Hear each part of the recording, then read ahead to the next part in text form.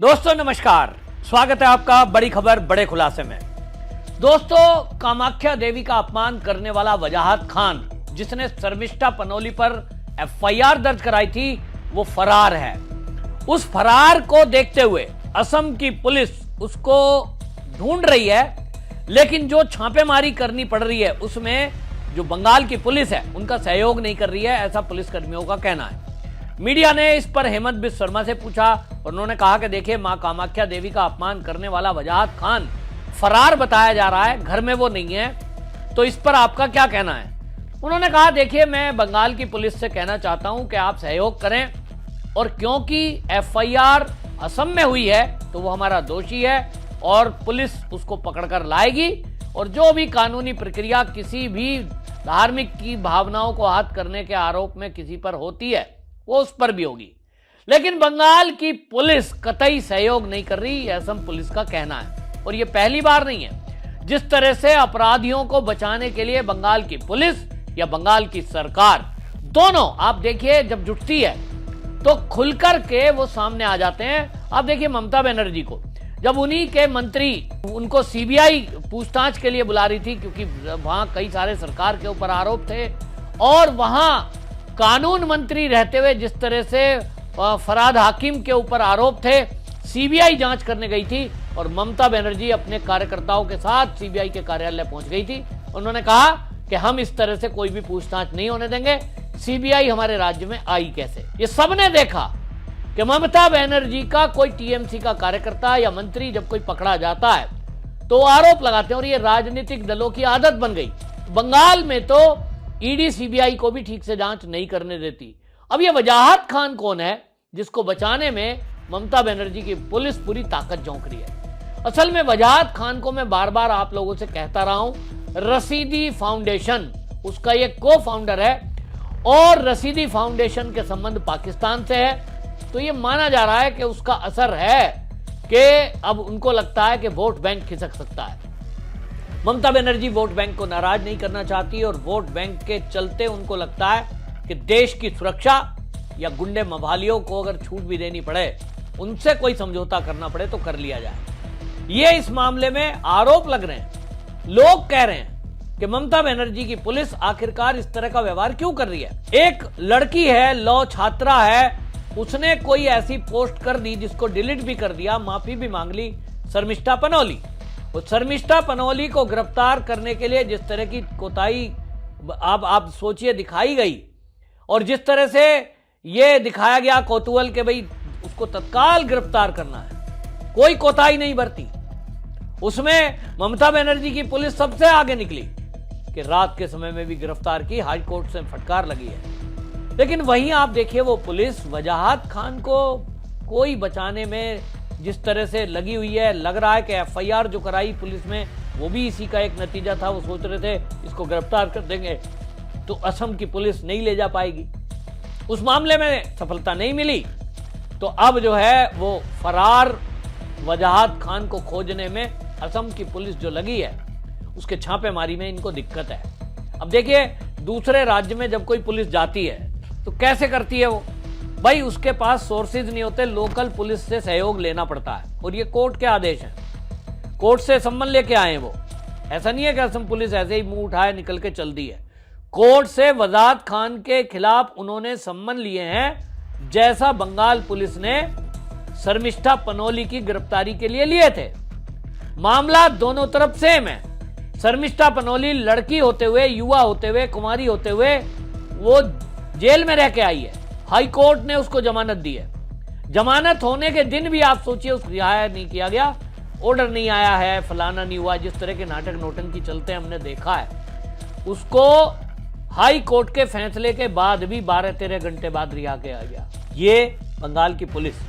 दूसरी तरफ वजाहत खान, तो वजाहत खान खाली मुझे लगता है वो केवल एक वहां का एक बासिंदा नहीं है कि उसको बचाने में पूरी ताकत सरकार लगा रही है, पुलिस लगा रही है।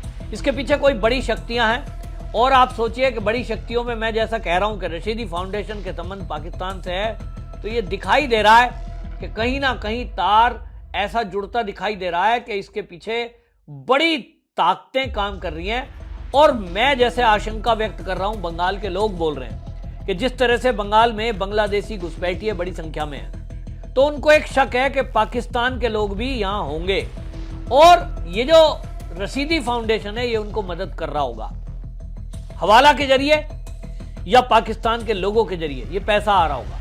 और इसीलिए जब हिंदुओं के प्रति कोई वहां हिंसा होती है, कोई घटना होती है, उसमें तब हमने देखा है कि बड़ी संख्या में गुंडे मवाली जो बम बनाकर फेंक देते हैं और गुंडागर्दी करते हैं, सड़कों पे उतरते हैं, ये सब दिख रहा है कि पीछे से प्लान्ड है पूरा। उसमें जिस तरह से कश्मीर में हमने देखा पुलिस वालों पर पथराव कर दिया अभी, और उसके बाद में खुलासा हुआ कि वो 500 रुपए मिलते थे पत्थर मारने के, ये ट्रेंड अब पश्चिम बंगाल में भी दिखाई दे रहा है। अभी हाल ही में बीएसएफ के एक जवान को बांग्लादेश के जो घुसपैठिए हैं, वो गांव के बॉर्डर तो लगता नहीं है वहां, ऐसा मतलब बंद बॉर्डर नहीं है, बहुत जगह अभी फेंसिंग नहीं लगी है, तो वहां बांग्लादेश के गुंडे, बांग्लादेश से जो घुसपैठिए थे वो गुंडे हमारे बीएसएफ के एक सैनिक को बंदी बना करके ले गए, फिर उसको अपने क्षेत्र में ले गए। अब हमारी सेना घुसेगी तो बवाल हो जाता। तो फिर जो है दोनों अधिकारियों के, दोनों देश के बीएसएफ के अधिकारियों के बीच में हॉटलाइन से बातचीत हुई और उन्होंने बताया कि कुछ लोग आपके हमारे बीएसएफ के जवान को ले गए और उसको बंधक बनाया है, उसको छुड़ाया जाए। तो बांग्लादेश की जो बीएसएफ है, वहां की जो फोर्स है, उसने हमारे वो जो बीएसएफ का सैनिक है उसको छुड़वाया। सोचिए हिम्मत कितनी बढ़ी हुई है। अब ये जो सारा मामला हुआ उसमें बीएसएफ के सैनिक ने बताया है कि मैं अपना लोकल जो है गश्त कर रहा था गांव में, और उस गश्त के दौरान मेरा काम है कि कोई विदेश से, मतलब बांग्लादेश से आया हुआ घुसपैठिया है या कुछ एक्टिविटी ऐसी हो रही है तो उसकी जानकारी ऊपर अफसरों को दें।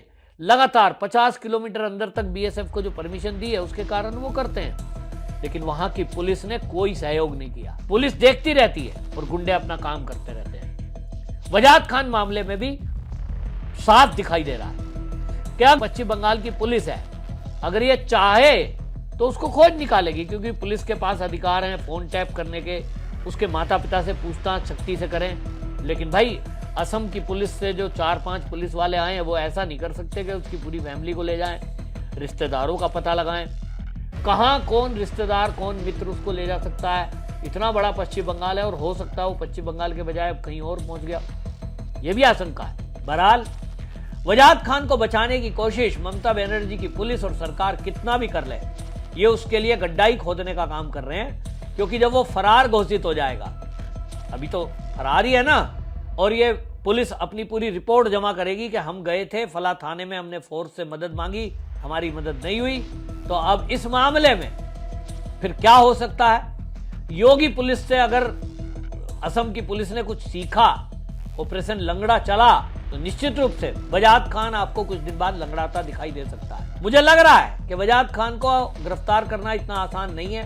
कोलकाता की पुलिस ने जिस तरह से उसके ऊपर एफआईआर दर्ज की है, मुझे लगता है कि वजाहत खान सरेंडर कर देगा कोर्ट में, और कोर्ट में सरेंडर होकर वो कोलकाता पुलिस की गिरफ्त में रहेगा, बंगाल की जेल में रहेगा।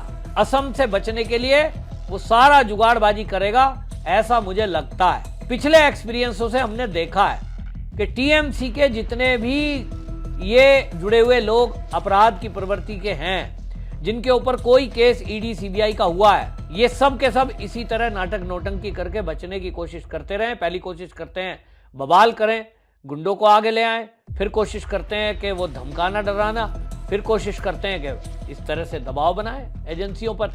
तो असम की पुलिस क्या कर पाएगी, मुझे नहीं लगता कि ये आराम से गिरफ्तार होगा। लेकिन जनता जो है वो गुस्से में है। जनता तो बाकायदा सोशल मीडिया पर ममता बनर्जी को सवाल में घेर रही है। अब आप देखिए एक मामले को लेकर के एक्स पर पोस्ट की गई है, आम जनता है, मिस्टर सिन्हा है और बाकी लोग हैं जो लिख रहे हैं, वो लिख रहे हैं असम और पश्चिम बंगाल के बीच तनाव तब बढ़ गया जब असम पुलिस ने वजाहत खान कादरी रशीदी को गिरफ्तार करने के लिए पश्चिम बंगाल में छापा मारा। उन पर पूर्वोत्तर भारत में हिंदू देवी देवता मां कामाख्या के बारे में अश्लील और आपत्तिजनक कमेंट करने का आरोप है। कादरी के घर पे छापेमारी का पश्चिम बंगाल की पुलिस ने विरोध किया, जिसने कथित तौर पर उन्हें संरक्षण दिया, सहयोग करने से इनकार कर दिया। सूत्रों का दावा है कि ममता बनर्जी के नेतृत्व वाली पश्चिम बंगाल की सरकार ने स्थानीय पुलिस का दबाव डाला कि कादरी की गिरफ्तारी और असम में स्थानांतरण को रोकें। असम के मुख्यमंत्री हेमंत बिस्वा शर्मा ने लोगों के आक्रोश के बीच कादरी के खिलाफ सख्त कानूनी कार्रवाई के आदेश दिए।